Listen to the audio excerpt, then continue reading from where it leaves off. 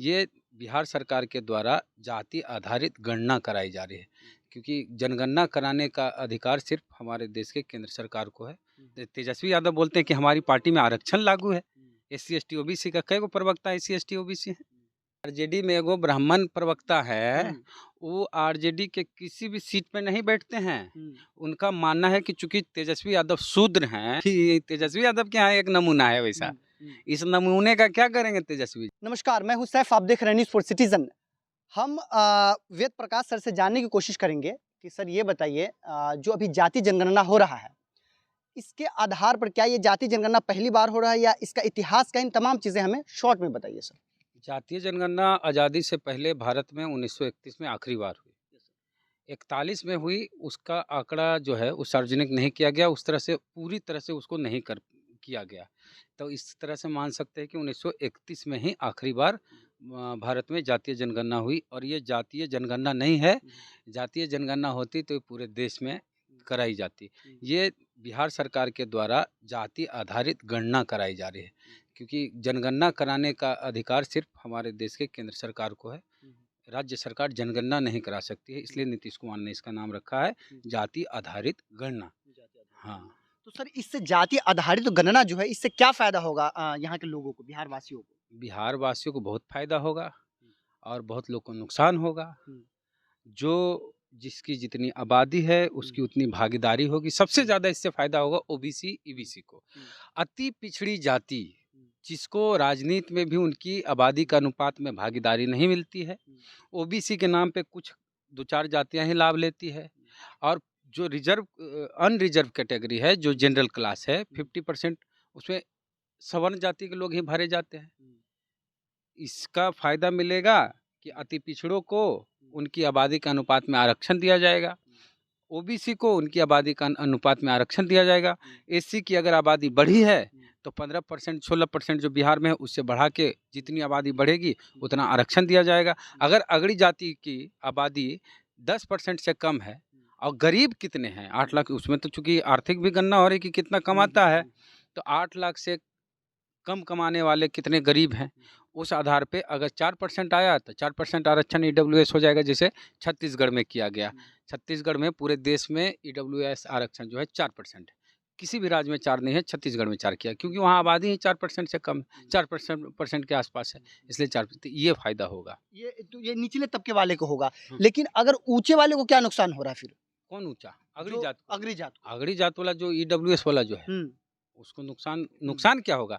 न्याय होगा। लेकिन ये बात को समझने में वो लोग असमर्थ हैं, नहीं समझ पा रहे हैं ना लोग, विरोध करें। अभी तो देखिए एगो पोस्ट हम आपको दिखाते हैं, एक रिटायर्ड IPS का फेसबुक पोस्ट है, ट्विटर का, सॉरी, हम आपको दिखाते हैं कि इस भूमिहार जात के वो क्या ट्विटर पर लिखते हैं। ये आपको स्क्रीनशॉट भी हम आपको भेज देंगे कि एक रिटायर्ड IPS हैं, सुधीर कुमार सिंह उनका नाम है। वो अपने ट्विटर पे लिखते हैं कि कल से बिहार में जातिगत जनगणना का दूसरा चरण शुरू हो रहा है। भूमिहार जाति के कोड को लेकर समाज में किसी को कोई भी भ्रम नहीं होना चाहिए। भूमिहार समाज का कोड 142 ही है। किसी के बहकावे में नहीं आना है, अपने समाज की संख्या को मजबूती से जनगणना में दर्शाना है। हैशटैग भूमिहार। तो ये भूमिहार समाज के एक IPS हैं, रिटायर्ड IPS, जो इस तरह से लिख रहे हैं, अपनी जात को लेके इतना कॉन्शियस हैं, अपनी जात के लोगों को बता रहे हैं कि भाई अपनी जात की असली गिनती करवाना है, इतना कोड है। तो हम सबको कहते हैं, जितनी भी जाति के लोग हैं, सब लोग अपनी अपनी जाति का कोड पता कीजिए, नहीं तो हम एक वीडियो स्पेशल बना देंगे कि किस जाति का कितना कोड है, ताकि सही भराइए। हो सके मास्टर साहब गलती से या जानबूझ के दूसरा कोड भर दिए तो जात आपकी होगी, गिनती दूसरे जात में हो जाएगी। तो इसलिए सबको असली गिनती करानी है। तो ये जो भूमिहार हो, राजपूत हो, सब लोग अगर अपनी अपनी जाति की सही गिनती करवाते अच्छी बात है। रिटायर्ड IPS हैं, अपने समाज के लोगों को जागरूक करें, तो दूसरे जात के लोग अपने समाज के लोगों को क्यों नहीं जागरूक करें? जो रविदास हैं, पासी हैं, दुसाध हैं, धोबी हैं, मुसहर हैं, सब लोग अपना अपना जात का कोड बताइए अपने जात को, ताकि गलत नहीं भराए। हाँ सर, एक और प्रश्न ये है कि इसका इतिहास को एक तरह ये भी देखा जाता है कि लालू यादव जी अपने दौर में सांसद में भी, जब सांसद थे तो उस दौरान आवाज उठाई थी संसद में उन्होंने। जातीय जनगणना तो जब कांग्रेस की सरकार थी तब भी हुआ था, लेकिन उसका भी रिपोर्ट सार्वजनिक नहीं किया गया। सामाजिक आर्थिक जो जनगणना हुई वो मनमोहन की सरकार में अरबों रुपया खर्चा हुआ, उसका सार्वजनिक नहीं किया गया। उसमें तो लालू यादव थे सरकार में, हम्म। और लालू यादव तो कहते हैं कि जिसकी जितनी संख्या भारी उतनी उनकी हिस्सेदारी। तो लालू यादव बतावे कि 150 सीट पे चुनाव लड़ती है राजद, तो 150 में 53 सीट यादव को कैसे मिल जाता है? 150 में यादव 53 मतलब कितना परसेंट हो गया? 33%। 33% यादव है, तो कैसे हो गया? जिसकी जितनी संख्या भारी उसकी उतनी हिस्सेदारी। तो भाई यादव की अगर 15% आबादी है, मान के चलिए, ऐसे तो 1931 के हिसाब से 11% के आसपास है, लेकिन बढ़ा के 15 हम कर दिए, तो 15% कितना हो गया? 150 में 15 कितना हो गया? 15 और मान के चलिए 7, तो उतना देना होगा उनको, 22 गो सीट। तो 53 को कैसे दे रहे हैं? और तेजस्वी यादव बोलते हैं कि हमारी पार्टी में आरक्षण लागू है। SC ST OBC का कई गो प्रवक्ता SC ST OBC है? हाँ?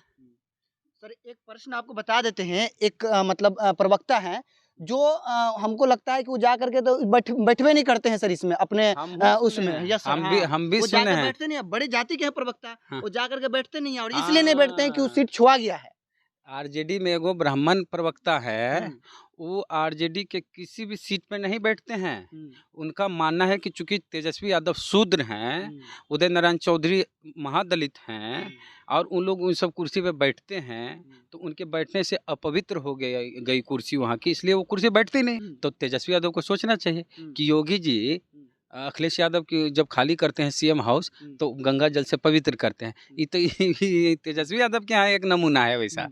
इस नमूने का क्या करेंगे तेजस्वी जी, हम नाम नहीं लेंगे, लेकिन आरजेडी वाले भी लोग जानते हैं कि उनके यहाँ एक नमूना है जो कुर्सी पे नहीं बैठता है, क्योंकि वहाँ आरजेडी में यादव लोग, जाति यादव के लोग शूद्र समझता है, और शिक्षा मंत्री जी भी बोले कि हम शूद्र हैं, तो कुर्सी अपवित्र है, पूरा आरजेडी ऑफिस अपवित्र है, इसलिए वो बैठता ही नहीं है। और वहाँ प्रवक्ता एगो सारिका पासवान भी है, दलित है, महादलित है, दलित समाज की है, इसलिए नहीं बैठते हैं। तेजस्वी यादव को नहीं पता होगा कि हमारे यहाँ एक नमूना है जो ऑफिस में कभी बैठवे नहीं करता है। अब पता चल जाएगा तो कान पकड़ के बाहर कर देंगे, और करना भी चाहिए। ऐसे लोग को कान पकड़ के बाहर निकाल देना चाहिए आरजेडी ऑफिस से। जो शूद्र, तेजस्वी यादव शूद्र हैं, इसलिए वो सोचता है कि पूरा ऑफिस अपवित्र हो गया है। जात के नाम पे गुमान करिएगा तो क्या होगा? तो लालू यादव तो महान नेता हुए जो दलित पिछड़ों की बात किए। आरजेडी का गठन हुए 27 साल के आसपास हो गया जी, कितना साल हुआ? आरजेडी 25 साल वाला मनाया था ना कुछ दिन पहले, जो बड़का ललटेन लगाया है, तो 25 साल से ज़्यादा हो गया आरजेडी गठन हुए। बताइए कि आरजेडी से एक भी दलित राज्यसभा सांसद बनाएगी? एगो नाम बताइए, एगो राज्यसभा सांसद आरजेडी ने बनाया हो? नहीं बनाया। जितनी जिसकी संख्या भारी उसकी उतनी हिस्सेदारी कैसे करिएगा? एगो दलित को आरजेडी ने राज्यसभा सांसद नहीं बनाया आज तक, पार्टी बनने के बाद से अपनी पार्टी के किसी भी नेता को नहीं बनाया। एगो रामविलास पासवान को बनाया था मजबूरी में कि पार्टनर बनाना है, साथ में अलायंस करना है, लेकिन अपनी पार्टी के किसी दलित को नहीं बनाया। तब तो क्या देखा जाए कि अभी भी इसे क्या देखिए, समझा सरकार किसी की भी हो, जाए? राज उसी का होगा, राज उसी का होगा। उसी का होगा। जो चाहे तेजस्वी यादव मुख्यमंत्री बन जाए, चाहे नीतीश कुमार तो मुख्यमंत्री है ही हैं, सरकार किसी की भी हो, राज उसी का रहेगा। कहीं ना कहीं जो पिछड़े लोग हैं इनको दबाया जाएगा। तो तब क्या, दलित का कहियो कोई भला नहीं करने वाला है, कोई नहीं, ये लोग कोई नहीं। चलिए, बहुत बहुत शुक्रिया। ये हमारे साथ है प्रकाश सर, इन्होंने क्या कुछ कहा इस वीडियो के माध्यम से देखिए। यदि आपने हमारे यूट्यूब चैनल को अब तक सब्सक्राइब नहीं किया तो प्लीज सब्सक्राइब करें, फेसबुक पेज पर देख रहे हैं तो फॉलो जरूर करें, और अपनी राय कमेंट बॉक्स में जरूर दें। जब तक के लिए शुक्रिया, जय हिंद।